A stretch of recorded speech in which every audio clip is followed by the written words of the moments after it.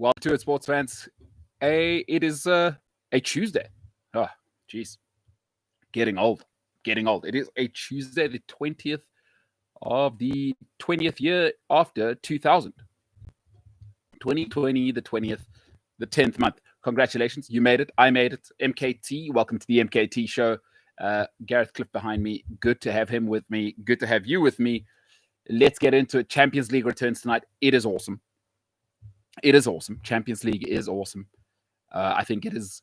It's a great thing. It's a great invention. They've tried a few versions, European Cup, and they've tried to revise it a couple of times. I think they got the best version of it right now. So Champions League tonight in about an hour. I think Juventus are playing Dynamo Kiev at the moment. When I last checked, 0-0. So good luck to both sides. Really, I'm an Inter Milan fan. If you're gonna ask me about Italy, and don't love Juventus, so come on, Dynamo Kiev. And we had Andrei Shevchenko, Chelsea. So big fan there. Otherwise, Champions League, welcome back to all the big teams. If you're not in the Champions League, enjoy Thursday nights. Enjoy Thursday nights. Not that kind of show, though. This is not a place to get people emotional. Just great to have the Champions League back. Absolutely great to have the Champions League back. But let's get into it. We had a great weekend of sport. I mean, the Premier League. And today I'm going to tell you where I was right, where I was wrong. Reports coming out of England again.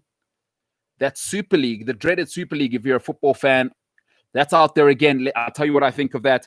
And then I'll tell you what I think of SA's Rugby Unlocked. Some people, social media has not loved it. I'll tell you my thoughts on that at the end. Let's get into it. We've got about an hour until Champions League, so would love to let people get back to that. Good evening to you, George Fret. Yes, it is a great cap indeed. George Fret, part of the Gusasa Stars, of course, and the cap I'm rocking, and I have received a few messages about it. Go and check them out on the Instagram machine. Get a hold of George Fret if you'd like to know how you can support the boys and helping dreams come true. Let's get into it. Listen, where I was right, where I was wrong, let's go straight into it. Look, where I was right, Liverpool, I said to you, winning is a tough business, right? Nobody in the Premier League outside of Man United wins more than 3 seasons in a row. As far as I'm concerned, Liverpool have had 2 winning seasons in a row. They didn't win the league 2 years ago, but they got 97 points. That's really like winning the league in any other season. These things happen. Now, the Virgil van Dijk situation, just unfortunate, but it's a part of the game. People get injured over 3 years. It's a demanding schedule. It is unbelievably tough to play under Jurgen Klopp. To try and play that level of football with that level of intensity over 3 seasons, injuries happen. Injuries happen. Let it go. And what I said was Liverpool are not winning the league. And I think I was dead right there. What they definitely are in trouble of now is not making the top 4. Because what we saw this weekend, Tottenham are real. Okay, they had their slump. Everton are real. I think Chelsea aren't going to get any worse. Man City are certainly not going to get any worse. So you've already got 2 slots where you're thinking to yourself, oh, this is going to be tough. And then you're going to have to compete with Everton. And then you're going to have to compete with Leicester. And then you're going to have to, because when Vardy comes back, Leicester are obviously a different team. But these are real things that are happening. And if Liverpool now do not adjust, Upamecano maybe, I heard Jamie Carragher saying that, although he's not a replacement. The Premier League's a different beast. So where I was right, I just don't think Liverpool are league champions. And at this stage, I don't think they top 4 because they have a problem. Their goalkeeper is injury prone now. He's not just injured every now and then. We've kind of seen it over 2 seasons now. Soft tissue. Those don't go away. And I've never seen anybody get older and get less injury prone. Injured young, injured old.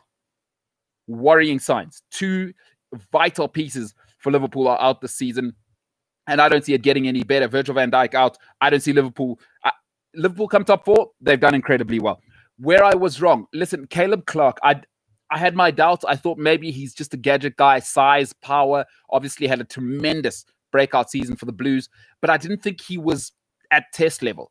Now, Australia are not an acid test in World Rugby. Before we crown him the next Joeli Videri or the next Rupeni Dardan and Booker, let's just pump the brakes.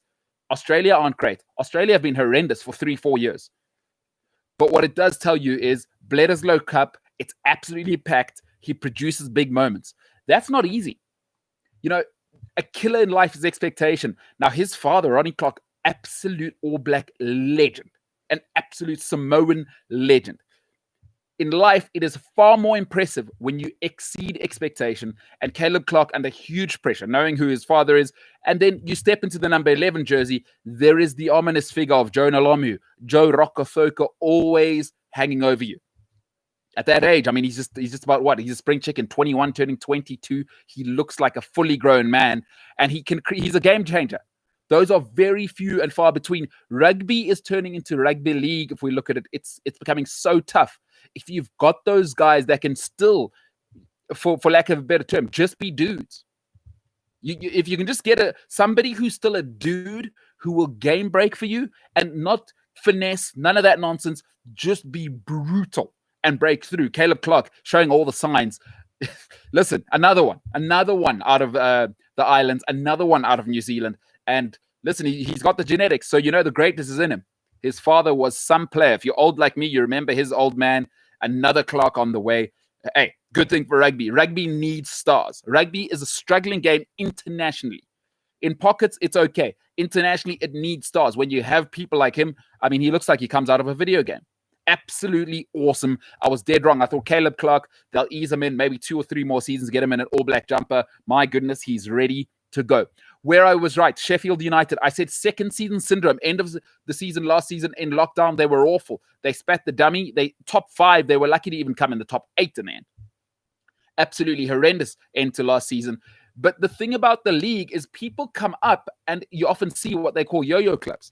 And they think, oh, we figured it out first season. The players maybe get 10, 20,000 pounds a week extra the next season in the second season. And there's even a term across all sports, second season syndrome.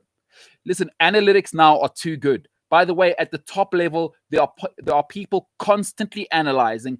Data is now available widely. We can buy data. Where are your players when the ball is in a certain place? Of course, Sheffield United, tremendous with creating the overload. But at the top, people figure you out. And I think you've kind of seen that.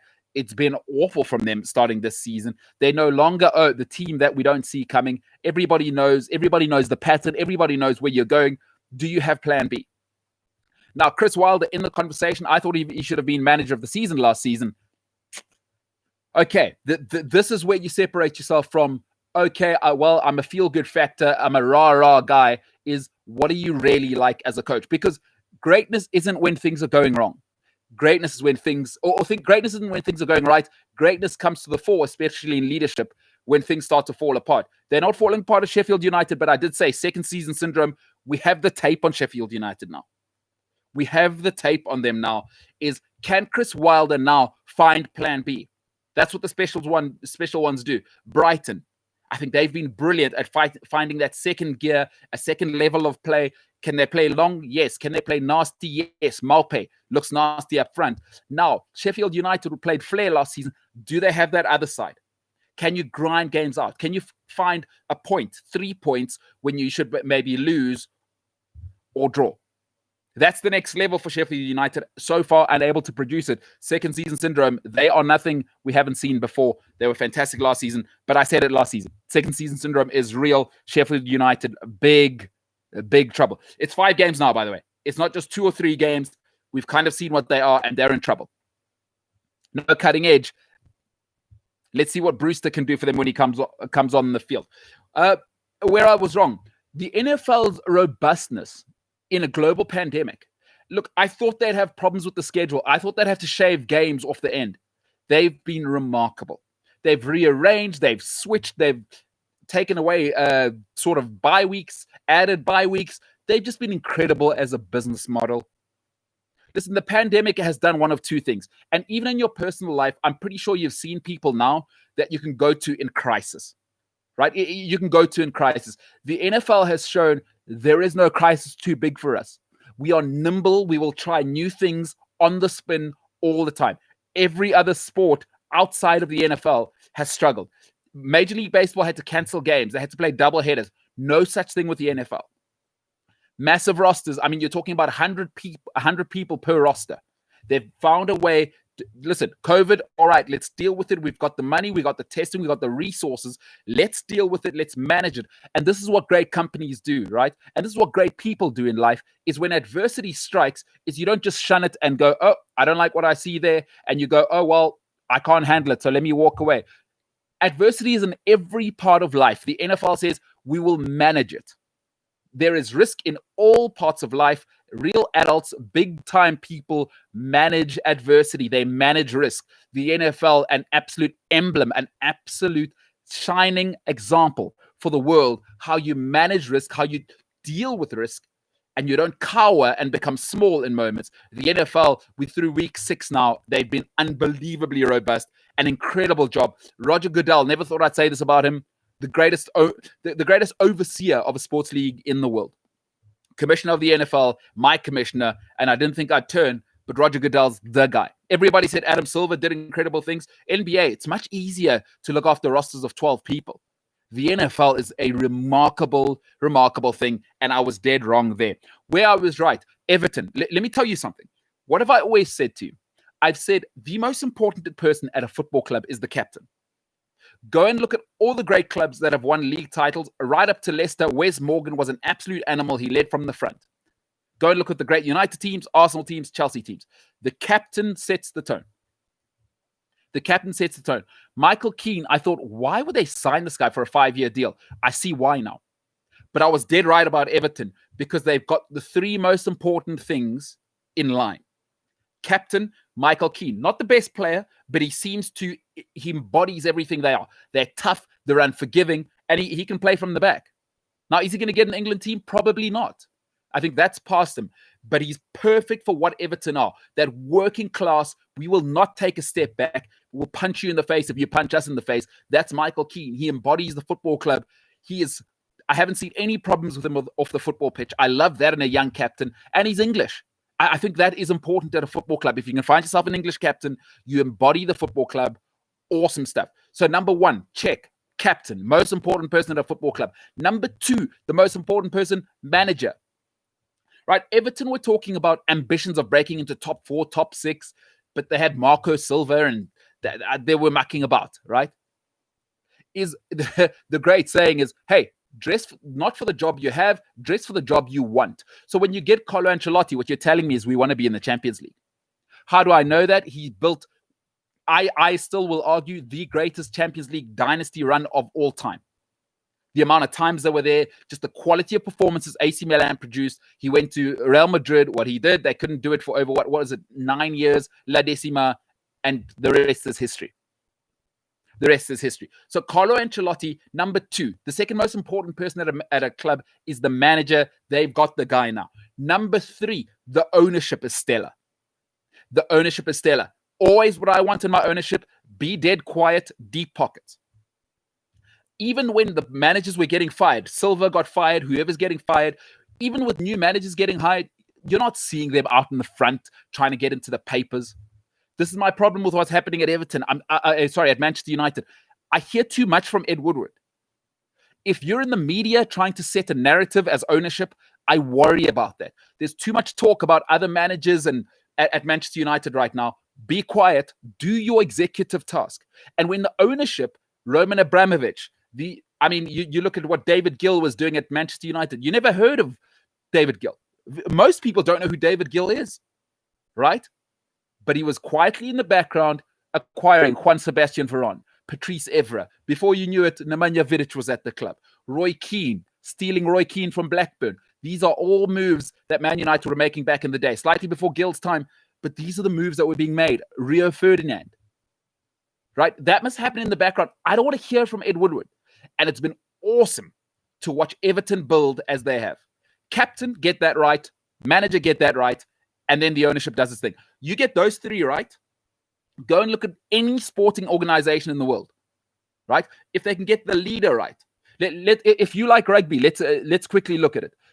The All Blacks, greatest dynasty, and possibly the Springboks. You'd have to say the Springboks are the best professional team in the professional era. Rugby's relatively new in terms of professionalism, right? Springboks and All Blacks, but everybody says the All Blacks. What do they have right?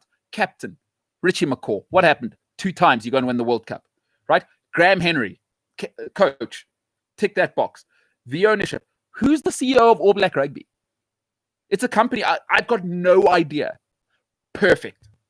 What it tells me, perfect. I don't want to know who you are as an executive in sport, but I know who Graham Henry is. He's the second most important guy. And I know who Sir Richie McCaw is. You get the captain right, you get the manager right. I don't care what the sport is. You get those two right, the ownership you can almost handle. The ownership is third. Everybody always thinks get the rich owner and it'll solve everyone's problems.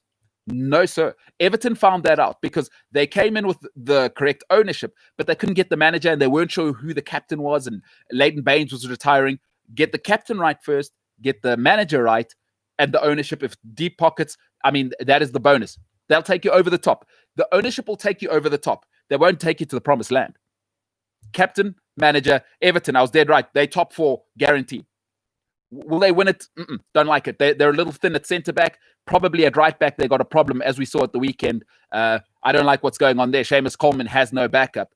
But they'll certainly be top four. And I was dead right there. I called it. Carlo Ancelotti, absolute game changer. Where I was wrong, I love baseball. And I thought they got it wrong. I thought everything they'd done in COVID was passive. It was sort of reactive. It was poor. But my God, have they got it right. And I didn't think they'd make it through. Remember, the secret in baseball, just make it to the playoffs. We don't care about anything else. That's where the money is. Not only have they made it there, it's been a great product. The Mariners are playing the Dodgers, and it's going to be something spectacular. It is the big show, and they are there right now. It is awesome. It is awesome. The MLB, I was dead wrong. I didn't think they'd make it to where they are now. Love watching baseball. Tough to watch if you live in South Africa, but I do keep up. Oh, man, absolutely love it. And I'm glad I was wrong. I love the MLB. Is it a dying product? Possibly. But my goodness, have they got it right this year? Will they now pivot and say, hey, we don't need 162 games. Let's cut this thing. 130 games. Let's get to the playoffs. Maybe make the first round 5 games. And let's get to the important part. Will they do that? Probably not. America's pastime. But hey, I'm so humble. Willing to admit I was wrong, and I'm glad I was wrong. At the MLB, it is the big show. Let's go. Where I was right, I've always said short keepers, don't do it to me. I say anybody under 193 centimeters, you're a terrible keeper. And I don't care. Iker Casillas is the only short keeper I will ever accept because he could jump out of the stadium. He's a cat, like a human cat. Everybody else, I saw 2 incidents again. I mean, Pickford, I don't know how he's the England number 1. That's just a joke. But he's too short, right? I don't care how good you are with your feet. Are you a good goalkeeper? And the problem with keepers is if you're short, you saw it in the Tottenham game. Now, I've never been a huge fan of Hugo Lloris, but he should have saved that. And people go, technique, whatever. Listen, if he's 193, I'll tell you what he does. His arm is 5 centimeters longer. That's a very easy save. And the thing about goalkeepers, especially in top teams, is they don't often have to make 10 saves in a game. Because often to score against a top-class team, you really got to put one, what they call in football, the postage stamp, top corner. I want my keeper getting there. Sometimes it's a technique thing, but it's very unlikely. Often is physicality will beat that. Is Peter Cech, Thibaut Courtois, thank you very much. Peter Schmeichel. Don't do it to me. 193 centimeters or get the hell out of my face as a goalkeeper. Quite frankly, I'm not interested. Look at the greatest keepers in the history of the league. Edwin van der Sar. I'm sorry, under 193, like I don't care if you have no ambitions of going, if you have no intentions of going top 4, but look at the keepers at top teams. Alisson, right? I think he's about 192, but that is the starting point. But for me, why are you not looking for 193 and taller? Makes no sense to me. Peter Cech, Thibaut Courtois, and Edwin van der Sar. The best keepers the Premier League has seen over the last 10 to 12 years. Height matters for a goalkeeper. Hugo Lloris should have saved that. I don't care what people say. Lanzini has not put that in the top corner. As soon as a keeper gets a full hand on the ball, save it. So don't give me Lanzini hit that in the top corner. That's nowhere near the top corner. And a short keeper problem. I think Lloris is 188, not tall enough. Stop it. I'm dead right. If you're not 192 at least, I want 193 at least, but 192. At the very least, height matters. Positive discrimination. Height matters as a goalkeeper. Get the hell out of town. Stop telling me about technique. Technique, you can teach a 193 guy to have technique. You can't teach a 185 guy to get tall. Stop it now. And listen, I got no time for Tottenham's excuses. Hugo Lloris has to save that. I've never been a fan, but that was just a height thing. That was just a height thing. Where I got it wrong, listen, if you're a Magpies fan, I am so sorry. If you support Newcastle, I am so sorry, and I deserve to have rotten tomatoes thrown at me in the town square. I do. I deserve to be shamed in public because I was dead wrong. Alain Saint-Maximin, and I hope they can hold on to him. They've just signed a 6-year deal with Alain Saint-Maximin. They've given him that 6-year deal. What you do is you make sure your asset is locked in because the offers, they're going to come in around what, 70, 80? Another X factor. Defenses are becoming so good now in world football that they'll double, triple a guy and they'll find a way, especially with goalkeepers being able to play now. Goalkeepers are almost like a sweeper now. So it's easy to double these flair players and almost take them out the game. Listen, that happens. But Saint-Maximin is a game changer. Man United, with the so-called Wan-Bissaka, who's the best defender in the league, according to Man United fans, he had a nightmare. Now, United went and won. That's the important part. I thought they played really well. They showed some grit at United. But Newcastle have a star. I mean, a real star. He reminds me of a different version of David Ginola. Now, if you're old like me, you remember Ginola in his Spurs days. You remember him in his Newcastle days. He gets the ball at his feet. The pace, power, and close control. He becomes unstoppable at a time. Now, Saint-Maximin, you got to manage the mentality. He seems like one of those sensitive kids who, I think it was 2 games ago, I forget who it was, they kind of bullied him off the pitch, faked a hamstring, and he went off. But you get his mind right, Newcastle have a player. Could it be the next coming of Ginola? I think so. I've seen enough from Saint-Maximin now to know is that they've got a serious guy. Top half is on. Keep him fit. Callum Wilson, hopefully he can stay fit. You've got a player at Newcastle. You got a real player. I got to say, I was dead wrong there. Lastly, where I was right. Listen, 2 weeks ago or a week ago, I said the youngster I'm looking forward to most, that's 23 and under in this league, is Dominic Calvert-Lewin. I said at the beginning of the season, this is not a hindsight.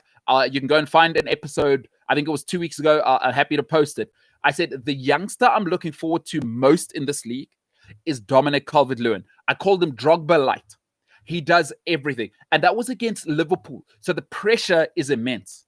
He has big Dunk Ferguson on the bench, who's apparently his mentor. He is showing everything that Dunk would do and more.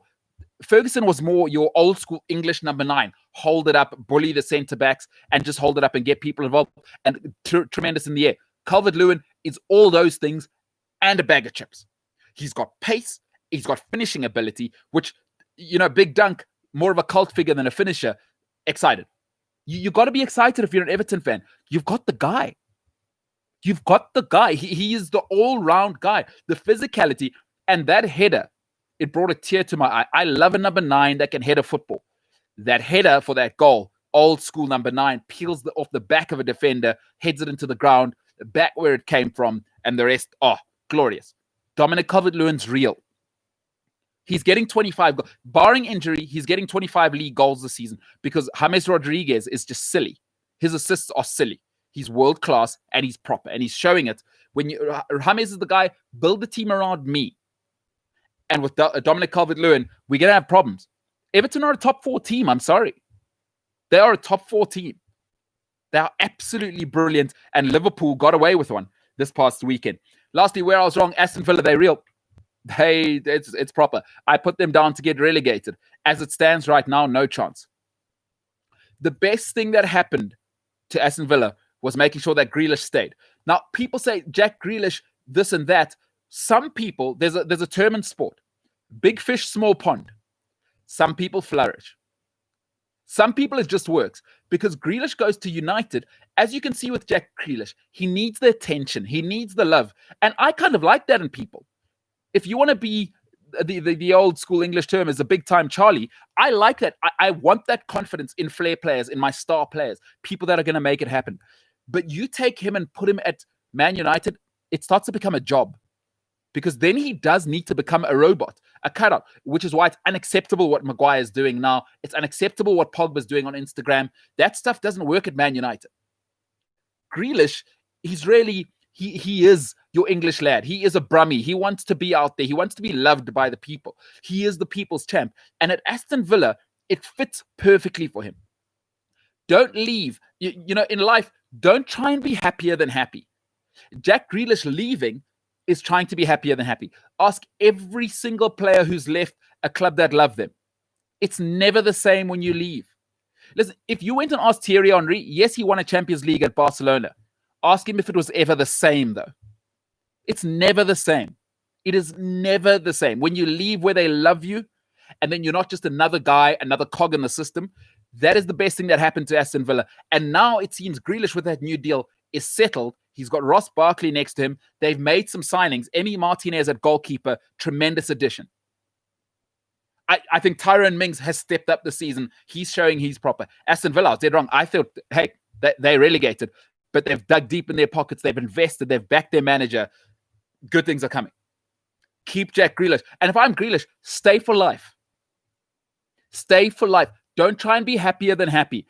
Grealish is probably a top 6 guy, because there comes a time with that personality, that type of person. Now, unless you're Leo Messi, I'm not going to put up with your playfulness and the social media and the socks below the big calves and the hairstyles. I'm not going to put up with that at Man United, at Man City, at Chelsea, because you know what I need there? Win. This is the problem with Paul Pogba. This is the problem with Jesse Lingard, is that they've got all the cool off-field stuff. That's fine, as long as you're winning. Now, for Jack Grealish, can he be himself, right? And then still go and play at Man United. Now, that becomes a problem. But at Aston Villa, you can do whatever you want, Jack. And he dribbles. People don't care if he loses the ball. Everyone else will do the hard work. I was dead wrong. Aston Villa, they got a good thing going. Where they 15 points, the only unbeaten team in the league. So this is how you got to think about it at that level. They are now 25 points away from safety. Half the job is done. I was dead wrong. They're not getting relegated. No chance. No chance. No way they're getting relegated. Great job, Villa. Great job, Grealish. And good for them. And I don't mind being wrong. I do not mind being wrong. That is where I was right. That is where I was wrong. Let me know what you think. Happy to hear any comments if you want to put those in the live chat. Otherwise, remember, you can email us sport@cliffcentral.com. That is sport, no S, @cliffcentral.com. Who do you want to see as guests? What topic ideas do you like? Who's your team? Let me know who you support and let me know what you think of them. Happy to read emails on the show even. More than happy to do that. Remember, if you produce music, by the way, send it to me. Deep house music. I like British grime music. It's hip hop, I guess, if you're international. The British sound is the grime or the drill sound. So I really like those hard beats. So if you've got unlicensed music, you want your music to get out there, I will play the living daylights out of that music on the show. Please feel free to send that in. Let's move over to this. I read today Super League news again. It's coming out. Do I think it's going to happen? I don't.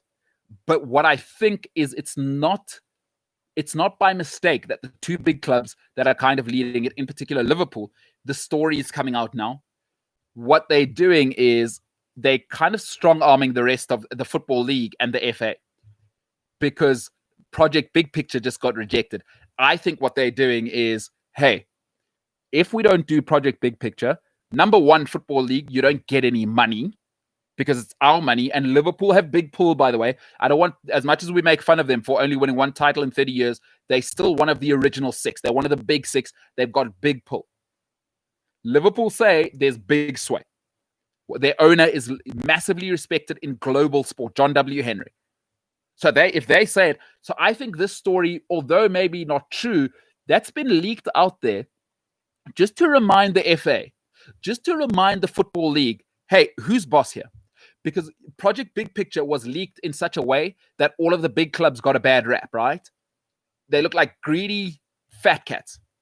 So I think what they're doing now is, hey, if you don't listen to us, we'll leave. Perhaps calling their bluff. Will they leave? No. But English teams know that their bread is buttered on all 3 sides, if there's such a thing. Forget both sides, all 3 sides. Being in the Premier League is a better ticket than being in the Champions League.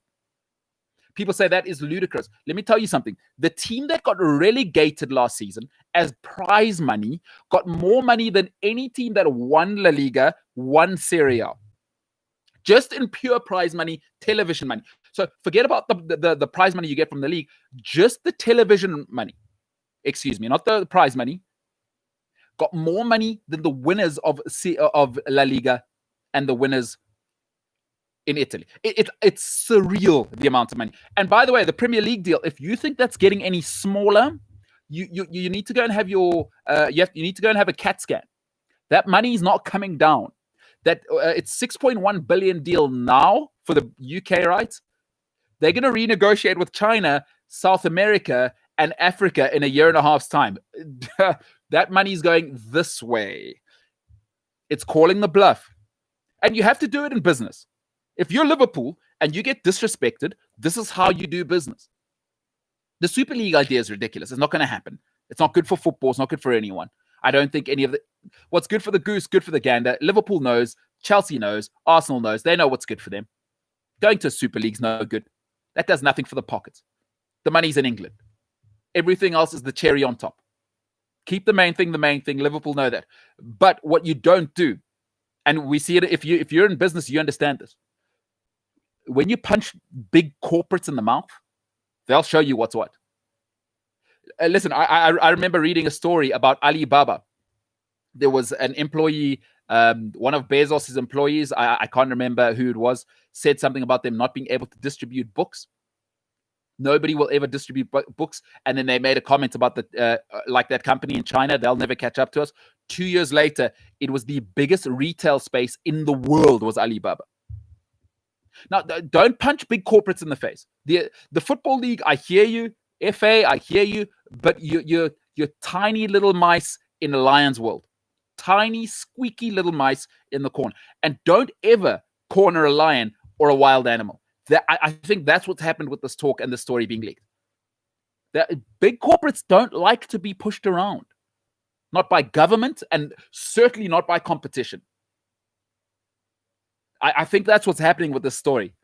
League's not happening, but Liverpool won't be bullied. Get the hell out of here with that. I think that's what they were saying. Is, oh, you think you're going to push us around? All right, let's see. I think that's what's happening, people.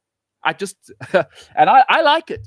I like it because I think the Football League have run a poor product, right, for a long, long time. And they've benefited from the Premier League. And now the pandemic has come. And now we're like, oh, my goodness. The Football League has been running at a loss for however many years. Folks, if you're in business, you understand one thing. I've said this to you before. A mentor of mine said, the doors of a business are closed 5 years before they actually shut the doors. The Football League has been making terrible decisions for 5 years, business-wise. So now the pandemic hasn't shut the Football League and clubs down. All it's done, it's shown you is, what have you been doing for 5 years? Why are your business models not robust? Why are you getting greedy trying to get into the Premier League instead of running sustainable clubs? That is not on the Premier League. And I think this is a part of it as well with Liverpool and Chelsea is, if you want the rescue package, we're going to do it on our terms. We're not giving you £250 million and letting you dictate the terms. I'm sorry, that's on the Football League. That is not on the Premier League. And in 1992, this is why the Premier League left the Football League and the FA behind. Because the bureaucrats aren't good at making business models and making money. Bureaucrats are good at making rules. And that's what the Football League has become. Folks, you know what billionaires and business people are good at? Make hard decisions. If you're in England and you support the Football League, I'm sorry, there's too many teams. And I saw an article after I said it on the show last week. Arsene Wenger said the same thing as I did. Honestly, I hadn't seen what Wenger had said. Too many leagues. The Football League needs to sort it out. Stop worrying about quantity. Start worrying about quality. Folks, there's a lot of people out there who work damn hard and have regular jobs. It's not your right to be a professional football player. I'm sorry. It is a privilege. And if nobody's going to watch because you've got 4 leagues and it's unsustainable to be in the League 2 and try and be ambitious and go to the Premier League or League 1, that can't happen. That's not a sustainable model. You don't need more than 2 leagues in the Football League.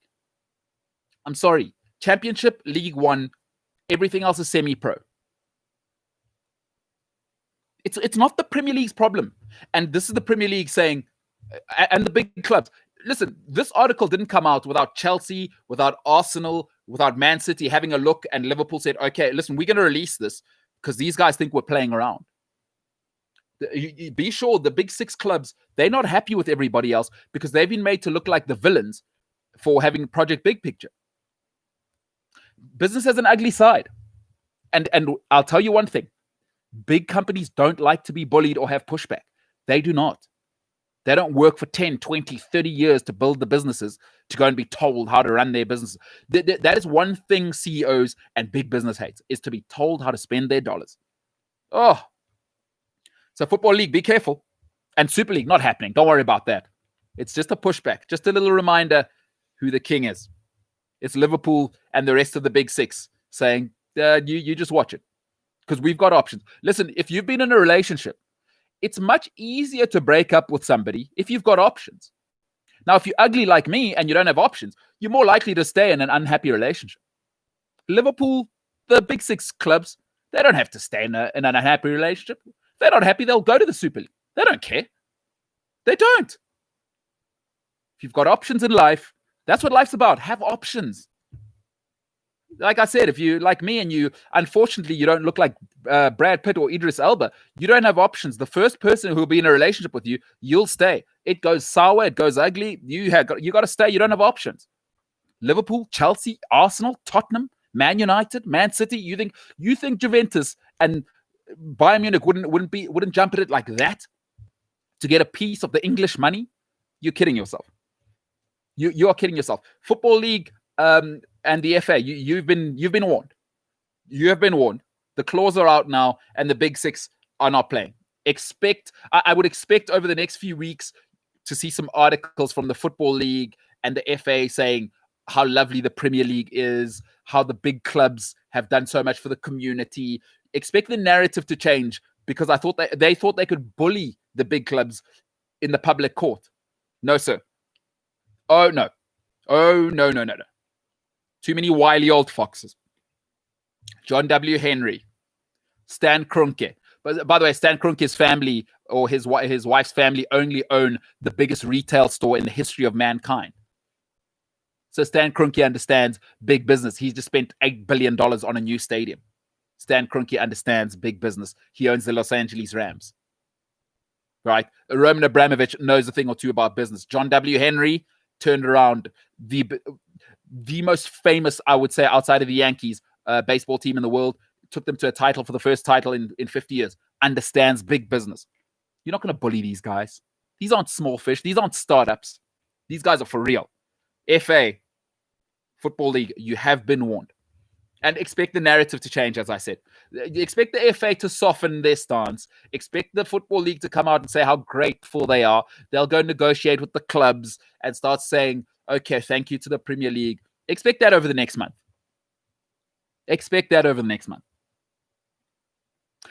Let's finish off on this. SA Rugby unlocked, and I'll be quick on this. South African rugby, it's been an awful product. For goodness sake.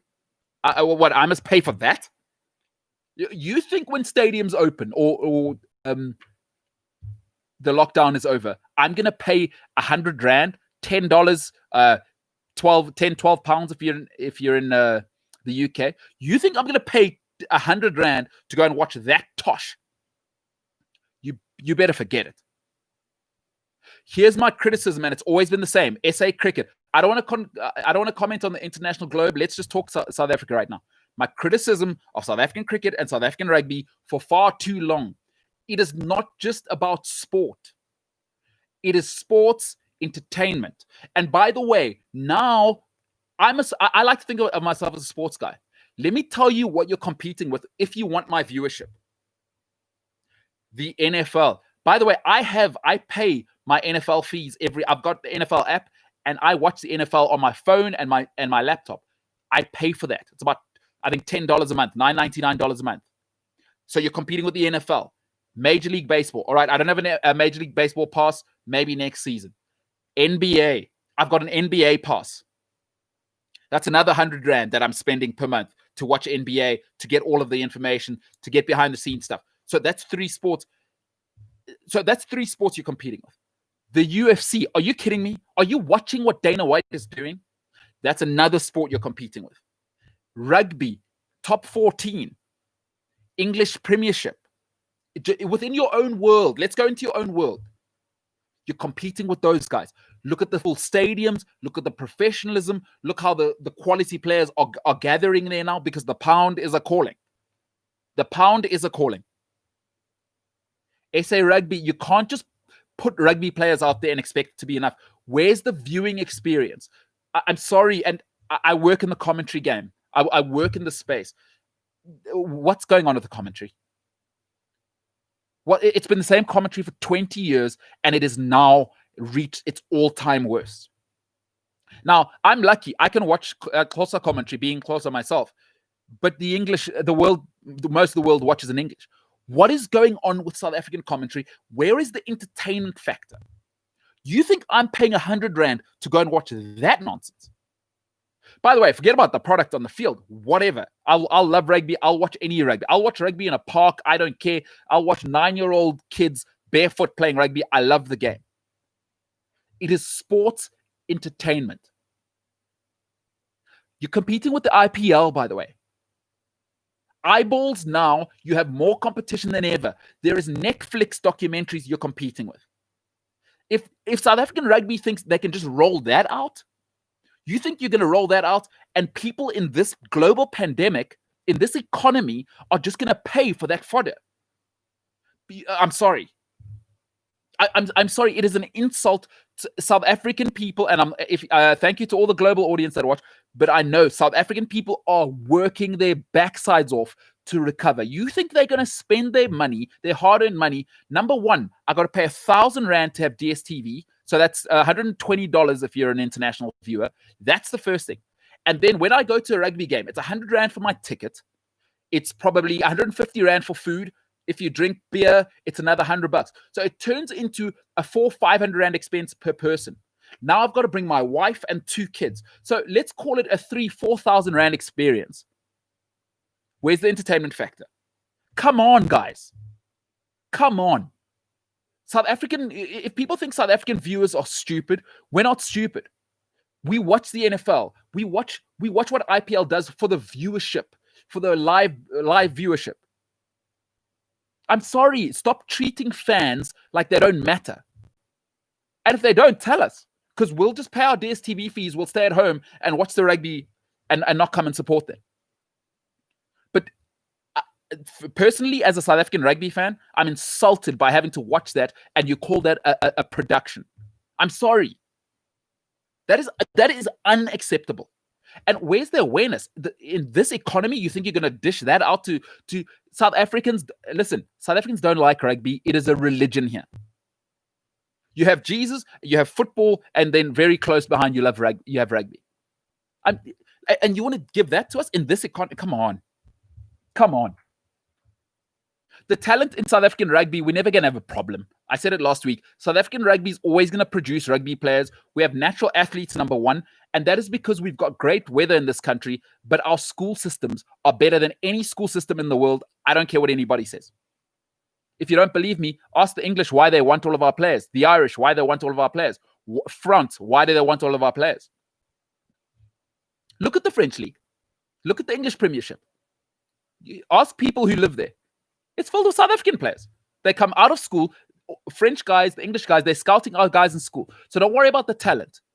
Administration, could we please, fans and South African people, work hard? Could we just show some self-awareness to say, hey, you know what? As a customer, we value you. Thank you for coming. Thank you for paying your 1,000 Rand for DSTV. Here's a little bit back. And once again, the thing is now, it was easy to get away with a rubbish product in 1995. But now I saw the NBA and what they did in lockdown and the spectacle they created with no fans and nobody allowed in there. I saw that with my eyes. Don't think my eyeballs now, you're competing with everything. Make it worth my while. It's not enough just to put a product. No matter how much you love rugby, make it engaging. In studio, like it's dead now. It's 2020, folks. Whether you like American sports or not, please, can you do yourself a favor? Just watch a pre and a post show for NBA and NFL. Just do it once for yourself. See how the Americans do pageantry, statistics, analysis, what types of people they bring in, how they animate graphics, how they animate if you want to see a route or a route, if you're like us, that a guy ran in NFL, there are cameras in place, spider cams. They show you, they animate. Hey, here's the mistake in the O-line, D-line. Where's that next level experience? Don't you think South African fans deserve that? I'm sorry. And I'm not the champion. I'm not speaking on behalf of every fan. I'm just speaking for myself as a rugby fan who tuned into the rugby this weekend properly for the first time. I'm insulted. I'm absolutely insulted. Sorry. I'd love to know what South African rugby fans think. If you have any questions, throw them in the live chat and I will answer those. Let me know what you think. Maybe I'm overreacting. Maybe the rugby product is fine and I'm a spoiled brat who's seen too much and I'm overreacting. Maybe that's what it is. Maybe that's what it is. All right, let me take, I think I've got 3 comments here. I'll take those and I will let folks go and enjoy a meal before they watch the Champions League. George Fred says, love the cap. All right. Love that, George. Great to have you all the way from the United Kingdom. And Dogozo Majosi says, English commentary has always been boring. And Dogozo, interesting statement. Do you think it's always been boring just in South Africa? What do you think of Stuart Barnes and those guys and the Sky package with Will Greenwood and those guys over there? What do you think of the Australians? What do you think of the New Zealanders in English? That would be interesting to hear. So I don't know if that's an international comment or whether just in South Africa. South Africa's never had good English commentary. I have to agree. You know what they've never heard is that it's sports entertainment. You don't have 2 rugby players. Once again, NFL, I believe the best product in the world, I think it's the EPL actually, but NFL do it right, is you have an anchor who is, his job is to commentate, to paint the picture for you. And then you have the, lack of a better term, a meathead, the guy who played. So they bounce off each other. One guy is painting the picture, right? And then the other guy tells you from a player's perspective. South African rugby, it's just rugby players. So all you ever hear is high-level rugby talk all the time. Where's the entertainment factor? Now, that's where a commentator can come in. An orator. You need one of the guys to be an orator, one of them to be an expert. You can't have 2 rugby players and both guys trying to be experts. That's dead content. I'm in the content game. I understand how it works. Everything is content now. They must understand that. It's a lack of self-awareness. So, Dogozo, I would have to agree with you. I have to agree with you. Listen, I don't mind the Australia have got it right, I think, from the entertainment side. The New Zealand stuff I don't like. I think it's not so great. Maybe it's the accent. Shout out to the New Zealanders out there. Whew, the New Zealand accent's tough. Australian accent, entertaining. New Zealand accent, tough. And then South African, embarrassment. And I think the English do a good product. They do. We give them a hard time, but they do a decent product. But South African commentary, are you kidding? Are you kidding? And Dogozo's second comment is, what more can South African rugby do to improve Unlocked? You know what? I think that's a great question. I think we could have interaction with people at home. I see nothing where they're engaging with fans, because now it's basically just like me going to watch my nephew go and play first team rugby at school. I can do that. Where's the engagement? Where's the polls? Give me a live poll. Because that technology, by the way, exists with DSTV. I used to work at the company at SuperSport, so I know what kind of technology exists. They could just have you, hey, what do you think of the first half at home? And don't give me Twitter. Vote live.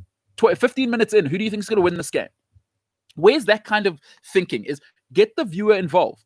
Because you know what happens now is I drift. Oh, I'm off. I'm on social media. I see that Nokia is bowling 154 kilometers an hour during the first half. All right, I'll check the rugby score at halftime, and I'm gone. You've lost me now. Keep me engaged. So it's what's quite interesting working at the place I work at is we work in the digital space. It's all about keeping the listener and the viewer engaged. The visual experience is one thing. Yes, the product is going to be the product. If you think the rugby is an addition, no, because that's what I'm here to watch. Now, what's next? You watch the NBA, how the product comes along, how they allow fans to get involved. Send your picture in. Do this. Social media. Send it in. You want to win something at halftime? Get that in. We want your opinion. There's a poll running on Twitter, maybe, let's say. Okay, go and vote. And at the end of the show, at the end of the game, there'll be a winner. Send in your live clips during the game. Mic the players up. By the way, not just the ref. Mic the players up. Don't tell me you can't do it. They do it in the NFL. That's a hard-hitting sport. Find a way. Mic the players up. Well, why don't you mic the players up? We can handle bad language, for goodness sake, where people know people swear, like whatever. Stop protecting whoever you think you're protecting. Mic the players up. Mic the coaches up. Mic the bench up. There's so many things that they could do that are rudimentary, and you don't have to reinvent the wheel. The NFL's already doing it. They're already doing it. So it's not like I'm asking them to go and buy more technology. They have mics. There's so much you could do. There's so much you could do. And I'm just talking about a fan experience. So, and Dogozo says, I think just on the South African context, the commentary has been lacking. The Xhosa commentary is so good. So good. I mean, we just lost the titan of that game. The Xhosa commentary. By the way, I think a lot of people think it's kind of like just an excitement thing because they're excitable. No, they've nailed it. Sports entertainment, right? And from what I hear, Afrikaans has nailed it as well, but my Afrikaans isn't great, so I don't get the analogies in Afrikaans. But the Xhosa guys bring out the sort of humanity and the humor side, and they mix it with sort of that entertainment and then expertise side, right? You look at world sport now, it's about having big characters. The commenters, they need to bring the booth to life. It's no longer, oh, okay, he's passing it left, it's a skip pass, and it's a try. I'm sorry, I love Hugh Bladen, but that's in the 90s. That's in the 90s now. Like I'm telling you, there's too much going on now. The viewer's too busy. I'm on Twitter. If you don't entertain me every sort of 2 minutes, I'm gone. I'm gone. Unless the product is as good as the Premier League or the NFL. Now, if your product is that level, you don't need to do the fluff. You don't need to do the nonsense around it, the marketing side. But rugby's a tough sell right now. Rugby's a tough sell on television anyway. Because you know why? Rugby's such a technical, ugly sport. A lot of it is won in the tight five. Like, nobody watches for that. Most people are like, hey, just get the ball out wide. I want to see Cheslin Colby step 3 people. But in reality, in rugby, what you got to do is grind and get ugly and fight in the tight five for territory. That's really why rugby's a tough sell. It's an incredibly technical sport. Every now and then there's scrums, they collapse. Right? Football sells itself. American football and our football. It's ebb and flow. It's box to box. There's step overs. There's nutmegs. There's a 60-yard pass. The product on the field sells itself. Rugby has to work a little harder because it's not really an easy product just to sell unless you've got great players. The All Blacks are probably the only team on the planet where you can say, I'm tuning in just to watch the rugby because these guys are next level. The props have the ball skills of an outside center. There's no other rugby team where I think you can keep a mass audience engaged just for the product. You have to do more now. Netflix is just a click of a button away. If the rugby game's boring after 15 minutes, believe you me, people are gone. Let me tell you something. There is no such thing in business. And there's this lie that's been told to all of us. Customer loyalty. Customers are not loyal. Customers are loyal to themselves. No customer is loyal to your product. Customers are loyal, and this rule has never changed. It's just been this myth that's been building up customer loyalty. There is no such thing. If you're in business, get out of that game now or you're dead as we speak. Customers are loyal to themselves. If I'm bored in 15 minutes, I'm going to go watch Michael Jordan's documentary on my phone, and maybe I'll have the rugby in the background. And then you've lost my eyeballs, because you know what happens there is once I'm on Netflix, YouTube are advertising at me. Oh my goodness, what? There's a Scottie Pippen documentary. Now you've lost me for the next rugby game because I'm going to watch that. You've got to work so hard to keep my eyeballs, is my point. And perhaps I'm wrong. If you feel the rugby product is good enough in South Africa as a sports entertainment product, maybe I'm wrong. But I don't believe I'm wrong for me. And I'm not unique. I don't believe that that there aren't 10% of the at least 10% of the people out there thinking the same thing. I had to look at social media. By the way, it's my job. I'm always on social media, keeping an eye. And listen, Twitter's not the real world, but you get a kind of temperature of the weather of our consciousness. The weather of our consciousness can be started on Twitter, and you can kind of get a feel whether people lean away or in. People, go and look at the comments about Rugby Unlocked. Go and look at the weekend. Not great. Work harder. You must earn my eyeballs. And Ndogozo says, true, these live rugby games on YouTube are so engaging. There we go, Ndogozo. And Ndogozo, once you're on YouTube, there's people fighting for your eyeballs. Netflix are going to advertise at you. Hey, you've seen Cliff Central ads. I hope you've seen them on there, right? The NFL is going to be at you. Baseball is going to be at you. Tennis is back. Golf's going to be at you. The UFC will advertise at you. The algorithms are nuts. Rugby has to work hard. And I don't feel they are. They just, it's that old school thinking is build it and they shall come. No, sir. There's a term in digital content called sophisticated consumers. What that means is I'll watch it when I want to watch it. Not when you tell me to watch it. It's why Netflix is killing cinemas. I want to wait for my husband or wife to get home. We're watching series together. I'm not going to watch it on Sunday night at 8 o'clock. I've got a job on Mondays. But 7 o'clock, it is date night with my wife or husband. Tuesday, we put the kids to bed. 7:15, 8:15. We will watch the movie when we want to do it. So maybe, Ndogozo, there's another idea. Should SA Rugby be thinking, how can we put it on your phone? Not on your DSTV app. How can we sell directly to you? It is called, the next wave, and I think this is way too far for South African rugby, but it's called OTT, over the top. I'm sure you've heard a term, cutting the cable. I'll be honest with you. I watch NFL and NBA on my phone. I've got the package. I've got the NFL pass. I watch it on my phone. It's at 3:15 in the morning. I'll sleep, nap on Saturday after the last Premier League game. I'll be up at 1:15. I'll watch the NFL thing. It's on my phone. I don't have to wake up anybody. I don't have to get out of bed. Man, if I want to watch the rugby game, think about it. I have to wake up. If you've got DSTV logged in on your laptop, log in. Wait. Okay, go to NFL app. Click the app. What game do you want? I want that game. Thank you. It's on my phone. I've got my earphones in. Even if I want a nap, no problem. Boom, boom, boom, boom, go. By the way, in-game highlights, that gets popped onto my phone while the game is happening. If there's a cool touchdown in another game, you know what the NFL does for you? Bleep, bleep. Adam Thielen just scored a touchdown and a 64-yard touchdown. Why aren't rugby doing that? What happened in the last game? Maybe as a fan, we watch so much. Rugby could be going, hey, last time these two played, here's the highlight. And if somebody scores a try, this is a similar try to what he scored 3 years ago. I should get a notification on my app going, hey, remember this try? He's done it again. Oh, wow, that's amazing. Let me keep watching. Maybe he'll do it again. See, now you've got me involved. Now you've got my attention. But if I'm just doing this, I'm not doing that. I'm sorry. I'm not doing that for 80 minutes. Because I also want to comment on Twitter. I want to see on Facebook what they're saying. If a guy misses a tackle or Elton misses a kick, I want to see what social media is saying. But while I'm on social media, remember the NFL are advertising at me. Major League Baseball, they're advertising at me. So keep me on your channel all the time. That's just my opinion. And lastly, Ndogozo says, is there any chance that this show can come on live earlier in the day? Hey, Ndogozo, it's funny you say that. Yeah, it is possible.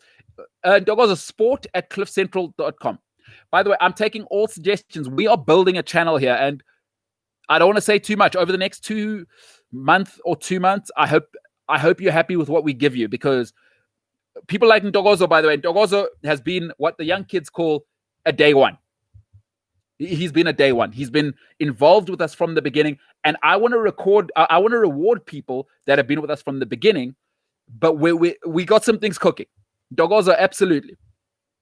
And soon, little spoiler alert, you'll be able to listen live on the Cliff Central app. So once again, I don't want to be a hypocrite. I know people have jobs to do. You have work to do. So maybe you're thinking to yourself, hey, I'll watch the YouTube stuff tomorrow, but I can listen right now and I'll be in and out. You can kind of have your earphones in while you're working. I understand that's real. So I'm going to adjust to that. And I'm saying, okay, let's put it on the Cliff Central app. Maybe Ndogozo's in a relationship, and maybe his lady they want to go on a date night.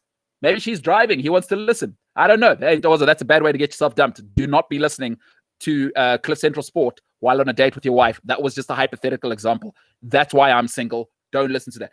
But I want it to be comfortable for you. You should listen to this show when it works for you. That's consumption.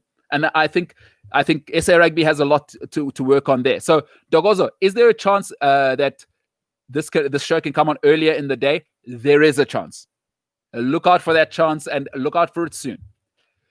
Tabo says, I'm late to the show. Did you give score predictions for tonight's UEFA matches already? I did not. I want to try and stay away from the first week of predictions. I think Chelsea have a problem with Sevilla tonight, but I'll talk about that tomorrow.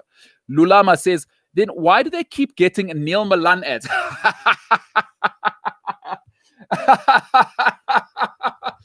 Yeah, look, the Neil Milan ads on, if you're an international viewer, it's one of the things that keep popping up as a YouTube advert. It's a nightmare. It's a nightmare. Listen, I've got ad blockers, and ideally you want to get YouTube Premium, but that's expensive, and I understand that this economy, not everybody can afford it. But I've got ad blockers, and Neil Milan, I mean, he might as well be my mother, because I know him better than I know my own mother. He is everywhere. So good for him. By the way, the algorithms are strong. And we'll finish off on this. And Dogozo says, DSTV can't afford to move the rugby to your phone or just as a product on its own. The rugby really is the only reason to pay $1,000 for DSTV every month. See, here's the thing, Dogozo. I had a meeting yesterday. And Dogozo it seems like he knows a lot about the industry, but I work in the biz. I had a meeting with some Americans yesterday, and they have some interesting things that they're going to be doing with big fights, boxing fights. So redistribution as what they call a third party in the biz.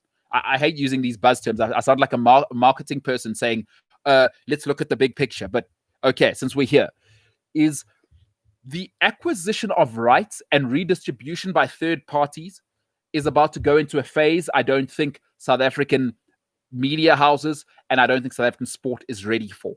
There are going to be people that buy it in Saudi Arabia and redistribute it to my phone. And then what you're saying is, if you can't do it, I don't care. Like I said to you, what DSTV, or everybody, I don't want to just target DSTV. Anybody in the media game, there is no such thing as customer loyalty. Stop repeating that nonsense to yourself and thinking it's true. Stop going into marketing meetings and agreeing with each other and having self-fulfilled echo chambers. There is no customer loyalty. Customers are loyal to themselves. Trust me, if a Saudi company buys the rights to Curry Cup or Rugby Unlocked and it's available on my phone, Dogozo, do you not think I'm gone? And then they kind of like Netflix, instead of paying 1,000 rand, I can pay 99 rand a month. Be honest. In a COVID economy, be honest. Redistribution as a third-party rights holder, that's real and it's happening. By the way, boxing wasn't ready for it. I don't know if you've seen a product called DAZN. That is DAZN. They shook boxing up. ESPN had a problem, and they've got a real problem now because they still do the old pay-per-view model. Dead. Go and look at boxing, what's happening there. It's a good indicator of what's coming next. By the way, go and look up TIFO, TIFO football, and go and look up Premier League OTT. The Premier League now may distribute directly. That may be coming in the next 10 years. So never say never. Change is happening at an incredible rate. And I hear you, Ntogozo. So if you're a football fan, you're probably saying the same thing as Ntogozo. And Ntogozo is saying, listen, I'm only paying for rugby. If rugby goes somewhere else and Ntogozo's gone, that's 1,000 rand, $100 gone. Gone. So yeah, Dogozo, I think you're making a great point there. Tabo says, because we're building community here, Chief, let's try Formula One together. Watch the Formula One documentary on Netflix and fell in love with sport. I know you don't think or you don't think motorsports is a sport. Honestly, you would have to saw my left arm off. You would have to absolutely be dripping sulfuric acid onto my body to make me watch motorsport. Sorry, Tabo, I can't come with you on this journey. And you know what I feel? I think most relationships fail for this, is we need to be honest up front in relationships. Do I want to come with you on this journey? Tabo, I don't want to come with you on this journey. I think honesty is important in relationships. But having said that, does that mean we're not going to have a motorsport show? I'm not an idiot. I actually, most people might say, if you know me, I'm an idiot. But Thabo, will we have a motorsport show on Cliff Central Sport as we grow? You better believe it. You better believe it. Because, hey, we don't all like every single cousin and drunk uncle at our funerals, right? But they still are family. So to those of you hooligans who watch Formula One and other motorsports, apparently there's other motorsports, of course, I want you to come and watch it. It'll have a Cliff Central flavor, but I want you to come and watch it with us, and let's talk about it. And it may not be necessarily be me, but we will certainly cater to that market because Formula One's a great business. Listen, I root for good business. Just because I don't like something, right, it doesn't mean that I can't go and say, my God, that is a great business. My God, that's a great product. And I'm sorry, you've got to have some sort of devil in your heart to not say what Bernie Ecclestone did for Formula One and what Formula One has become from really a rinky-dink operation to Sky spending $3 billion in £3 billion on the last contract, by the way. Guys, that's amazing. You have to admire that. So my ego is big, but it's not that big. But Thabo, I'm sorry. I can't do it. I'm not man enough. There's a reason why I'm single. I just don't have the bandwidth right now to go on that relationship journey with motorsport. Can't do it. Won't do it. Can't win with it. But hey, listen, just because it's not right for me doesn't mean it's not right for the world. And we'll finish off on this. And I think Dogoz is making a great point here. ESPN Plus has already has a platform that airs rugby and other sports online. So for those who don't know what Dogoz is talking about, as I said, he's on the ball. ESPN Plus, great product. Disney are doing an incredible thing. You saw Fox transition, and this is boring if you don't like sport, but this is just the world we live in. You saw Fox transition. They relaunched FS1, right? Disney, by the way, now own everything. And ESPN Plus was a response. If you go and look at to DAZN, because boxing's a huge money turner. As a response to that, ESPN Plus really got fast-tracked, and it's a great mobile product. I don't have ESPN Plus. I know a friend who does. She let me kind of check it out. Great product. The user experience, terrific. ESPN struggling to transition. I think they're too big to transition quickly. DAZN are the next threat. And remember, DAZN is buying up everything, and they've got bottomless pits of money. But ESPN Plus, terrific mobile product. And that's where eyeballs are going. So I agree with you, Ntokozo. DSTV, why are you not there? Why? Or even Supersport, why are you not there? South African Rugby, why are you not there? So Ntokozo, if you haven't checked out, by the way, the next level of consumption, folks, even ESPN Plus, I guarantee you, in 5 years, will be dead. Because the NFL now sells NFL Pass. They've gone over the top. Cut the cable. I don't even want to, if I want to complain, I complain directly to the NFL. By the way, NFL app, you know what's great? I get 6 camera angles live. So if I want to watch from the quarterback's perspective the whole match and not the TV view, 2 clicks of a button away. You see what I'm saying about engagement, people? That's how hard the NFL are working. And don't give me excuses. In business, I don't want to hear excuses. If you're going to give me excuses, close the business. Close the business. I want solutions. I got enough problems in my life. I don't want people making excuses. Don't give me excuses in business. Otherwise, don't be in business. Go and work as a bank teller and collect your check at the end of the month. I want problem solvers. That's what the NFL are. That's what the EPL are. That's what the IPL is. And for a long, long time, by the way, South African cricket was a problem solver and ahead of the game. Dogo's a great point. ESPN Plus, folks, go and check that out. It is a tremendous, tremendous product. I couldn't agree more. You got to fight for my eyeballs. That's it. I think we probably got Champions League football. Remember to push a like. Hey, if you like this show, push the like. Push the thumbs up thing. Helps the algorithm. Helps me fight to the top. sport@cliffcentral.com. If you've got any suggestions, like Ntokozo has had brilliant suggestions here, sport@cliffcentral.com. Otherwise, catch me on the socials. I try and reply to as much as possible. I do get quite a bit nowadays, but at MKT, that's Mike Kilo Tango, at MKT Inspires. Otherwise, we are Cliff Central Sport across the board. On Twitter, Cliff C Sport. Send us messages. We're building something nice together here. So I want suggestions. I want to hear about your team. I want to hear, Dogoza, I want to hear what you think about the rugby over the next 12 months. What do you think about British and Irish Lions? We'll talk about that more as it comes. Who do you think should be selected? I want to hear what you're feeling about sport at the moment, or just in general about the show. So if you like the show, remember, click a like, be a friend, tell a friend. The MKT Show, expect a little rebrand over the next 2 weeks or so, folks. That's been quite fun. We've been working on that.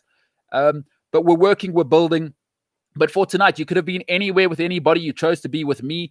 Behind me, Gareth Cliff, physical distancing. Ladies and gentlemen, for this evening, my name is MKT, and this is the MKT Show. We are the hell out of here.